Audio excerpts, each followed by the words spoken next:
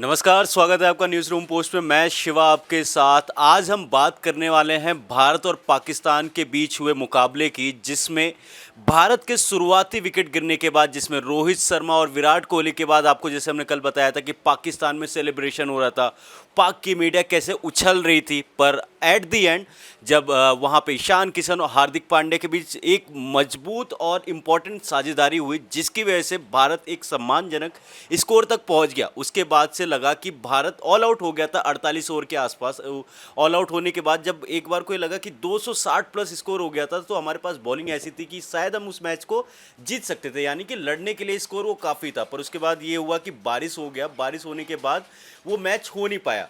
पर आज हम बात करने वाले हैं, क्या भारत की टीम यही तैयारी कर रही है वर्ल्ड कप के लिए? क्या ऐसे ही भारत आने वाले वर्ल्ड कप में ऑस्ट्रेलिया, इंग्लैंड, न्यूजीलैंड, पाकिस्तान को अपने घर में हरा सकता है? क्या रोहित शर्मा का जो टॉस जीत के फैसला था बल्लेबाजी करना, क्या वो सही था? क्या टीम सिलेक्शन सही थी? क्या केएल राहुल को टीम में लेना सही था? सारी बातों पे आज हम डिस्कस करने वाले, और उस पर भी बात करेंगे जो विराट कोहली की फोटो वायरल हो रही है पाकिस्तान के प्लेयर्स के साथ, जो हारने के बाद, एक तरीके से हम उसको हार ही बोलेंगे, उसको हारने के बाद या फिर बोलेंगे उस आउट होने के बाद किस तरीके से वो उनसे हंसते हुए नजर आ रहे। सारी चीज़ पे आज हम बात करने वाले। हमारे साथ प्रशांत जी भी है, ये भी अपनी राय देंगे, सारे सवालों के जवाब देंगे। तो सबसे पहले मैं इनसे पूछना चाहूँगा कि कल के मैच को लेके आपकी क्या राय है? देखिए शिवा, कल का जो मैच था इंडिया और पाकिस्तान का, सभी को बड़ी बेसब्री से इंतज़ार था कि इंडिया और पाकिस्तान जब आमने सामने होंगे तो एक बार फिर से लोगों की जो हार्ट बीट है, जो दिलों की धड़कनें हैं, वो उसी तरीके से बढ़ चुकी थीं जब दोनों टीमें मैदान पर उतरीं। जब टॉस हुआ तब सभी को ये उम्मीद थी कि जिस तरह की जो कंडीशन थी, वेदर कंडीशन थी, बारिश का अनुमान था। और जब जाहिर सी बात है कि जब बारिश पड़ने वाली होती है तो ओस का जो फैक्टर होता है, जो ड्यू फैक्टर होता है, वो नेगलेक्ट हो जाता है। वहाँ फिर ड्यू का कोई चांस नहीं रहता। तो सभी को ये लगा कि रोहित शर्मा अगर जब टॉस जीत गए हैं तो फिर वो जो है वो सेकंड बैटिंग करेंगे। लेकिन सबको चौंकाते हुए रोहित शर्मा ने पहले बैटिंग करने का फैसला ले लिया, और फिर इसके बाद में जो उनके उस फैसले पर सवाल भी उठे, और वो सवाल तब सही साबित होने लगे जब पहले तो 15 रन पे थोड़ी देर के लिए बारिश से खेल बाधित हुआ था, लेकिन फिर 15 रन पे पहला विकेट रोहित शर्मा का, कप्तान का, खुद बोल्ड हो गए और पहला विकेट भारत ने गंवा दिया। फिर इसके बाद में थोड़ी दूर तक पारी जाती है, और फिर इसके बाद में विराट कोहली भी उसी तरीके से लगभग बोल्ड हुए जिस तरीके से विराट कोहली भी, जैसे कि रोहित शर्मा आउट हुए थे। तो और दोनों को ही शाहीन आफरीदी ने बोल्ड किया। तो जो एक बहुत पुरानी कमज़ोरी है भारतीय बल्लेबाजों की, और ख़ास तौर से जो हमारा टॉप ऑर्डर कोलैप्स जिस तरीके से लेफ्ट आर्म फास्ट बॉलर्स के खिलाफ हो जाता है, वो एक बार फिर से देखने को मिला। हम बहुत बार ये कहते हैं कि तैयारी करके मैदान में उतरे, लेफ्ट आर्म फास्ट बॉलर को खेलने के लिए, फेस करने के लिए हमारी टीम तैयार है, हमारे बैट्समैन तैयार हैं, हमारा टॉप ऑर्डर तैयार है। लेकिन इतना लंबा चौड़ा 14-15 साल का एक्सपीरियंस हो जाने के बाद भी जब रोहित शर्मा और विराट कोहली जैसे बल्लेबाज आज भी लेफ्ट आर्म फास्ट बॉलर्स को सीमिंग कंडीशंस में, स्विंग जहां पर बॉल हो रही है वहां पर नहीं खेल पाते, तो क्या हम इसमें हम जो सीधे तौर पे उनकी कमी नहीं ठहरा सकते? जब उनकी जो क्रिटिसाइज़ है, उनकी जो आलोचना है, वो नहीं कर सकते? जब उनकी आलोचना होती है तो वो उल्टा सवाल खड़ा करते हैं मीडिया के ऊपर। लेकिन ये सही बात है कि जो ओवरऑल अगर मैच को देखा जाए तो इंडियन टीम ने अच्छा परफॉर्मेंस दिया। जो हमारा मिडिल ऑर्डर था, ईशान किशन और हार्दिक पांड्या की जो पारियां थीं, वो पारियां अगर नहीं आई होती तो इंडिया का जो स्कोर था वो मेरे ख्याल से 200 से भी नीचे होता, 150 के आसपास होता। और हम ये कह सकते थे कि एक सम्मानजनक स्कोर तक हार्दिक पांड्या और ईशान किशन ने भारतीय टीम को पहुंचाया, और फिर उसके बाद में बारिश ने खलल डाल दिया पूरे मैच में। उसके बाद मैच को रद्द भी करना पड़ा। अगर यही मैच अब शिवा मान लीजिए 20 ओवर का हुआ होता या 30 ओवर का भी हुआ होता, तो पाकिस्तान के पास एक बहुत बड़ा एडवांटेज था, वो मैच को आराम से निकाल कर ले जा सकते थे। क्योंकि जिस तरीके की कंडीशंस रात तक होते होते मैदान पर हो गई थी, वो बल्लेबाजी के लिए बहुत ही फेवरेबल कंडीशंस थी, और बॉलर के लिए बहुत बड़ी मुश्किल वहाँ पर पैदा होने वाली थी। और इसी वजह से आफ्टर मतलब ओवरऑल अगर देखा जाए तो बहुत सारे मोमेंट्स मैच में ऐसे रहे। हम चाहे बात करें विराट कोहली की, जो पाकिस्तानी खिलाड़ियों के साथ कुछ अच्छे मोमेंट्स शेयर करते हुए नज़र आए, वहाँ पर कुछ मजाक हो रहा था, किसी तरीके से हंसते खिलखिलाते खिलाड़ी नज़र आ रहे थे। इसके अलावा इसके अलावा भी शिवा कुछ मोमेंट्स ऐसे दिखाई दिए, हमने देखा कि शादाब खान वो हार्दिक पांड्या के शू लेसेस बांध रहे थे।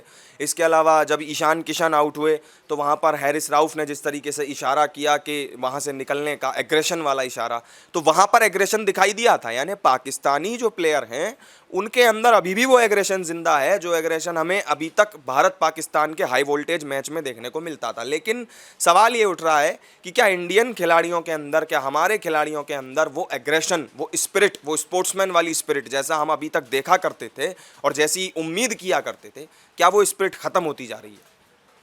पहली बात तो ये जो विराट कोहली की तस्वीर वायरल हो रही है, आपने बताया कि हार्दिक पांड्या की लेसेस बांधने वाली तस्वीर वायरल हो रही है कि एग्रेशन, आपका अपोनेंट खिलाड़ी कौन है? पाकिस्तान। आपको पता पाकिस्तान की, जब भी पाकिस्तान के साथ मैच होता है पूरी दुनिया की नज़र और खासकर भारत और पाकिस्तान के फैंस की नज़र होती है।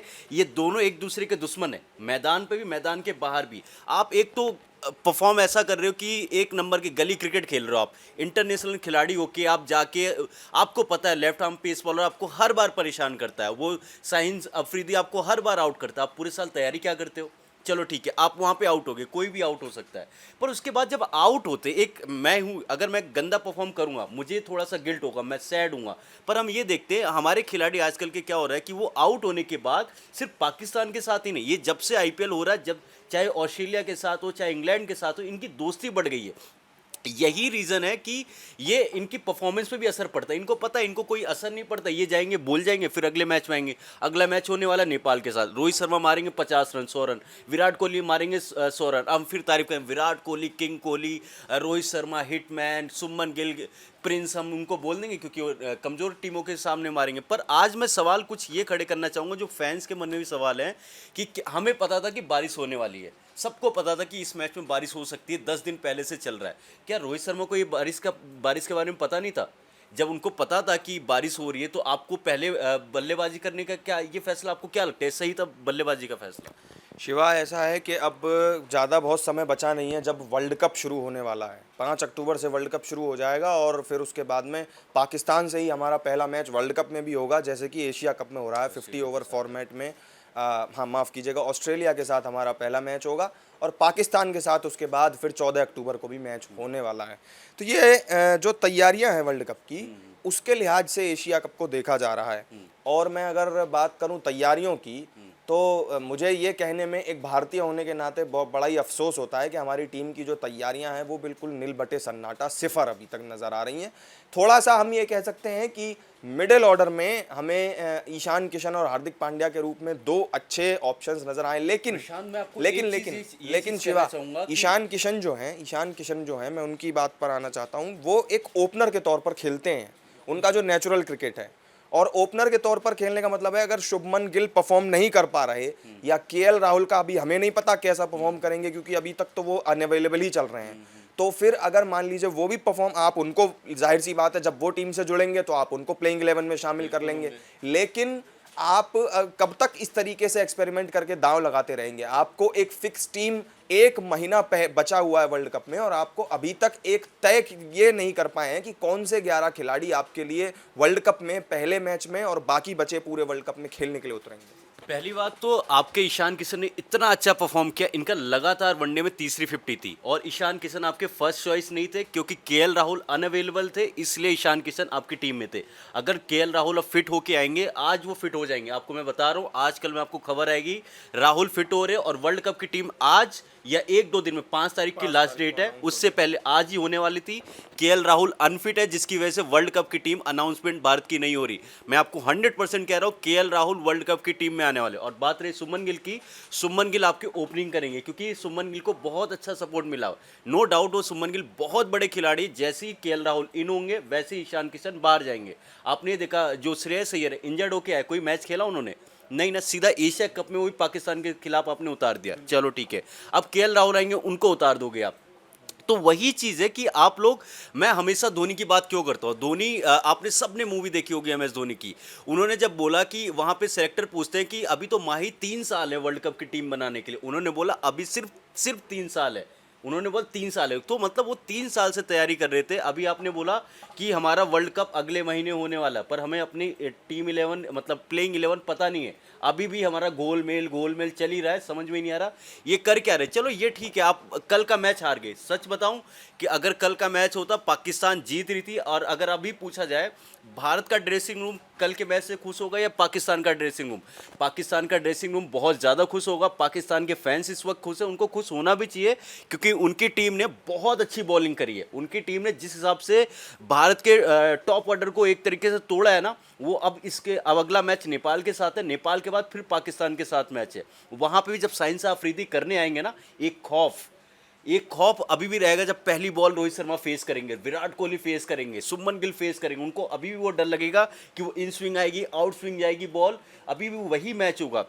और भारत के लिए अगला मैच नॉकआउट होने वाला है। आप ये ना बोले, अब नेपाल की टीम ने अगर फिर से ये कर दिया ना, एशिया कप में आप बाहर हो जाओगे। चलो ठीक है, टॉप 4 में तो आप तो जाओगे ही जाओगे, पर ओवरऑल हमारा क्या लक्ष्य है? हमारा होने वाला है जो अगले महीने वर्ल्ड कप होने वाला, उसमें जीत की हमारी प्रिपरेशन क्या है? जो जब से ये राहुल द्रविड़ आए, मैं देख रहा हूँ, नो डाउट हम पहले रवि शास्त्री को बहुत एक तरीके से ट्रोल किए जाते थे, उनको क्रिटिसाइज करते थे, बट राहुल द्रविड़ में आप इंग्लैंड में टेस्ट हारे हो, WTC 2 बार हारे हो, वर्ल्ड कप हारे हो, साउथ अफ्रीका में जाके हारे हो, वेस्ट इंडीज़ में अभी वनडे हारे हो आप, मतलब वहाँ पे जाके T20 हार के आए हो। मतलब राहुल द्रविड़ के आने के बाद से क्या आपको लगता है कि प्रिपरेशन में ढीलपन हुआ है? Rahul Dravid as a coach अगर देखा जाए तो उनका जो, मैं अगर मेरी ओपिनियन आप पूछेंगे शिवा, तो बिल्कुल ही उनका जो एक कोच के की जो जिम्मेदारी होती है उसमें बिल्कुल फेल रहे हैं राहुल द्रविड़। मैं अगर सीरियस ओपिनियन आपको बताऊं, क्योंकि उनका आप कैरियर उठा के देख लीजिए। राहुल द्रविड़ को हम द वॉल बोलते हैं।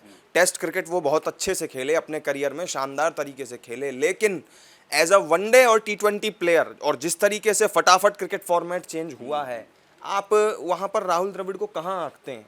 तो जो एक ऐसे खिलाड़ी को आप कोच नियुक्त कर देते हैं जिसने अपनी पूरी ज़िंदगी टेस्ट क्रिकेट खेला है, उसको टेस्ट क्रिकेट फॉर्मेट में महारत हासिल है, लेकिन वो T20 और वनडे का जो फॉर्मेट है वहाँ पर अगर आप उनका रिकॉर्ड उठा करके देखेंगे, उनका करियर देखेंगे, तो वहाँ पर आपको कुछ हज़ार रन नज़र आएंगे, कुछ एक आधा शतक नज़र आएगा, कुछ अर्धशतक दिखाई दे जाएंगे। उसके अलावा राहुल द्रविड़ के पास दिखाने के लिए कुछ नहीं है।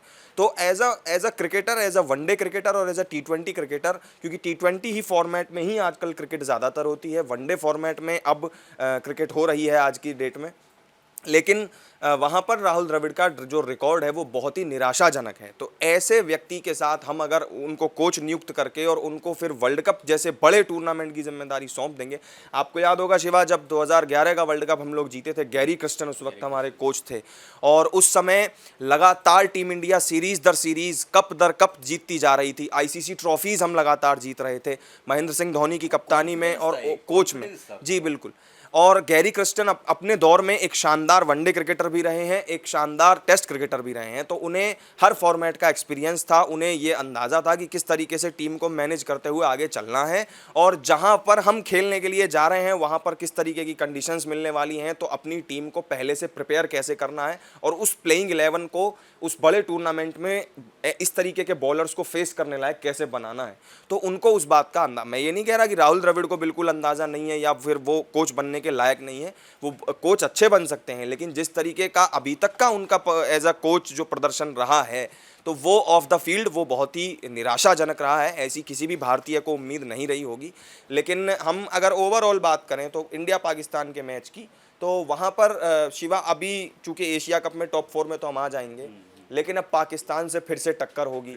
और जिस तरीके के हमें पहले मैच में अभी जो कमज़ोरियां, जो धागे खुले हैं इंडियन बैटिंग के, वो धागे एक बार फिर से हमें खुलते हुए हो अगर नज़र आ जाएं तो इसमें कोई हैरानी वाली बात नहीं है, क्योंकि जो टॉप ऑर्डर है वो लगातार निराश करता आ रहा है। और भारतीय टीम की दिल और धड़कन रोहित शर्मा, विराट कोहली, जब ये दो खिलाड़ी ही आपके लिए रन नहीं बनाएंगे, एक 11 रन बना के आउट हो जाएगा, एक 4 रन बना के आउट हो जाएगा, तो फिर जो बाकी की टीम है, जो लीडर के पीछे चलने वाली टीम है, उस टीम का क्या होगा, ये तो अंदाज़ा लगाया ही जा सकता है।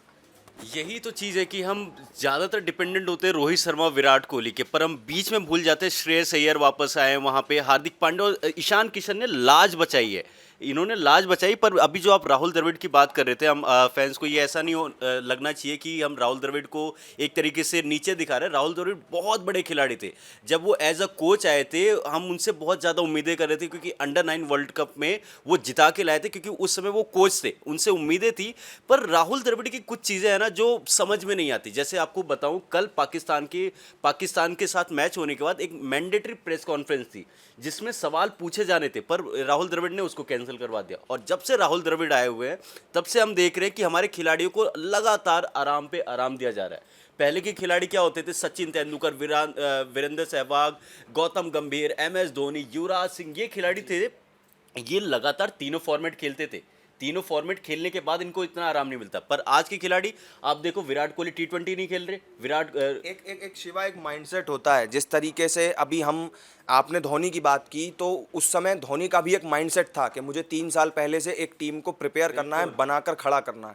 इसी तरीके से जब टॉप ऑर्डर और ओपनिंग बैट्समैन खासतौर से जब बैटिंग करने के लिए मैदान में उतरते हैं ना, तो उस समय भी यार शोएब अख्तर जैसे गेंदबाज थे, वो कोई कम खतरनाक गेंदबाज नहीं थे। ब्रेटली जैसे गेंदबाज थे, बहुत बड़े बड़े दिग्गज ऐसे नाम थे जिनकी बॉल जब पड़ती थी तो शुरुआती जो पावर प्ले के जो 5-6 ओवर होते हैं, उसमें पूरे मैच का रुख बदल दिया करते थे। तो ऐसे गेंदबाजों को भी, वीरेंद्र सहवाग हों, सचिन तेंदुलकर हों, या गौतम गंभीर हों, या उस समय जो हमारे दिग्गज खिलाड़ी रहे, टॉप ऑर्डर के ओपनिंग बैट्समैन रहे, चाहे सौरव गांगुली और सचिन की जोड़ी हो, तो ये लोग जब खेलते थे, और मुझे अभी भी याद है शिवा कि 2011 के वर्ल्ड कप में एक अनोखा रिकॉर्ड सहवाग ने बनाया था कि वो 5 मैचों तक लगातार उन्होंने मैच की पहली बॉल पे चौका मारते थे। तो वहां से क्या होता है कि एक माइंडसेट कि मुझे रन बनाना ही बनाना है, मुझे कहीं पर भी कोलैप्स नहीं करना है, मुझे डिफेंसिव नहीं होना है, मुझे मैदान पर अगर मैं जा रहा हूं तो एग्रेसिव रहना है। विकेट की परवाह आप जरूर अपनी की कर सकते हैं कि विकेट कहीं गिर ना जाए, लेकिन उस परवाह से कहीं आप इतने भी ज़्यादा चिंता में ना पड़ जाएं कि आप उस चिंता का शिकार होने के बाद अपना विकेट गंवा बैठे, क्योंकि ज़रूरत से ज़्यादा चिंता करना भी नुकसानदायक होता है। तो फिर आप जब ज़रूरत से ज़्यादा चिंता करने लगेंगे, डिफेंसिव मोड में आ जाएंगे, तो फिर भी आपका विकेट गिरना ही है और टीम को आप नुकसान दे करके जाएंगे। तो इससे बढ़िया ये है कि आप वहाँ पर रन निकालने की कोशिश करें, और वहाँ पर जब जो गैप्स होते हैं उनको ढूंढने की कोशिश करें शुरुआत में। आप रिकॉर्ड की बात कर रहे थे, मैं अब इसको अब एंड करने वाले हैं, उससे पहले मैं रिकॉर्ड की बता दूं। तो इस टीम की रोहित शर्मा ने 2019 के बाद सिर्फ 3 शतक मारे। वो 2019 से लेके 2023 का ये चल रहा, 3 शतक। विराट कोहली ने अपना आखिरी वनडे मैच मार्च में खेला था। मार्च से लेके अप्रैल, मई, जून, जुलाई, अगस्त, सितंबर, 6 महीने से एक भी वनडे मैच नहीं खेला। अब बात करते हैं तीसरे, अब उसके बाद विराट कोहली के बाद कौन? श्रेयस अय्यर सीधा इंजरी के बाद वापसी आ रहे, इंजरी के बाद कोई मैच खेला नहीं खेला। अब ईशान किशन को आप पूरे मौके नहीं देते। हार्दिक पांड्या जो अपने चोट से पीड़ित रहते हैं। उसके बाद रविंद्र जडेजा जो आईपीएल में उनकी परफॉर्मेंस दिखती है, फिर टेस्ट में दिखती है। तो कहने का मतलब ये है कि जब आप खिलाड़ी को खिलाओगे नहीं, जब तक मैच खेलेगा नहीं, जब तक वो रन बनाएगा नहीं, तब तक कॉन्फिडेंस नहीं आएगा। जब कॉन्फिडेंस नहीं आएगा, जब वो 150 की स्पीड से बॉल आएगी, तो आपके पैर हिलेंगे कैसे? आप आउट तो हो गए ही ना। तो बात यही है कि राहुल द्रविड़ और बीसीसीआई जो लगातार आराम देने की कोशिश कर रहे हैं, वो सबसे बड़ी प्रॉब्लम हो रही है। और इस तरीके से अगर ये करते रहेंगे, मैं तो यही कह रहा हूं कि अभी भी वक्त है। एक और बड़ा सवाल ये भी है शिवा, आप एंड करें उससे पहले एक और ज़रूरी बात, क्योंकि अब पाकिस्तान के साथ ही मैच होगा नेपाल के बाद। नेपाल से तो जाहिर सी बात है हमारी टीम हारेगी नहीं, लेकिन पाकिस्तान से अब जब सामना होगा तो एक बड़ा सवाल ये होगा, केएल राहुल की वापसी हो चुकी होगी, तो क्या आप ओपनिंग केएल राहुल और रोहित शर्मा की जोड़ी देखते हैं, या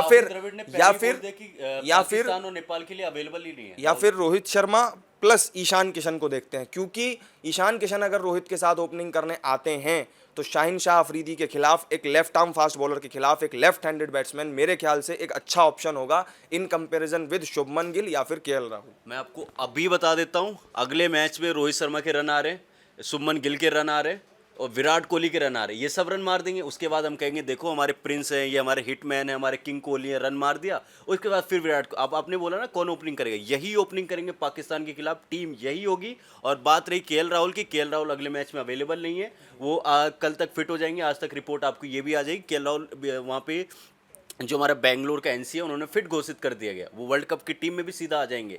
पर वही है ना, ओवरऑल यही है, ये टीम कमज़ोर टीमों के खिलाफ रन बना के आप आओगे, यहाँ पे कॉन्फिडेंस दिखाओगे, हम भी तारीफ करेंगे, हमारे फैंस भी खुश हो जाएंगे। पर वही है, फिर पाकिस्तान फिर मेन मौके पे, यानी कि जब बड़े मैचेस होते हैं आप फिर से फेल होंगे।